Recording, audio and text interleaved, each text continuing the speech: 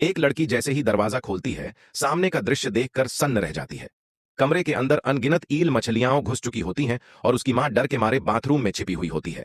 लड़की तुरंत एक इलेक्ट्रिक हीटर उठा लेती है और ईलों को जलाकर मारने लगती है। फिर वह एक नुकीले औजार से उन पर हमला करती है और ईल की सींखें बना डालती है। इस तरह वह अपनी मां को सुरक्षित बाहर निकाल लेती है। मां और बेटी बाहर निकलते हैं। मां बेटी से कहती है कि वह गोदाम में छिपकर रहे, जबकि वह खुद अपने बेटे को ढूंढने निकलती है। नदी के किनारे उसे कई लाशें दिखाई देती हैं, लेकिन सौभाग्य से उसका बेटा वहां नहीं होता। तभी अचानक बड़ी संख्या में ईल मछलियां उसकी ओर हमला कर देती हैं।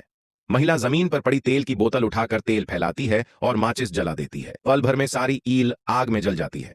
उधर गोदाम में लड़की ऊपर लगे रोशनदान की ओर देखती है। तभी वह टूट जाता है और ढेर सारी ईल ऊपर से गिरने लगती है।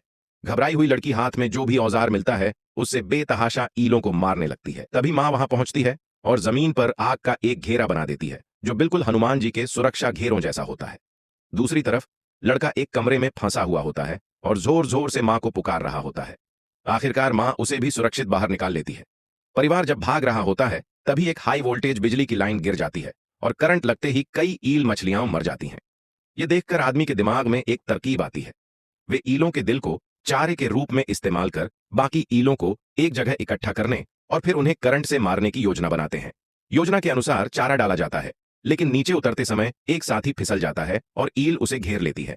आदमी उसे बचाने जाता है, मगर साथी उसे ऊपर जाकर बिजली चालू करने को कहता है और खुद बलिदान दे देता है। आदमी ऊपर पहुंचकर परिवार से तुरंत बिजली चालू करवाता है। जैसे ही स्विच दबाया जाता है, सारी ईल मछलियां मर जाती हैं। परिवार एक दूसरे को गले लगाकर राहत की सांस लेता है। सबको लगता है कि कहानी यहीं खत्म हो गई, लेकिन तभी एक आदमी पानी पी रहा होता है और अचानक नाली से एक ईल निकलकर उसके टखने को जोर से काट लेती है।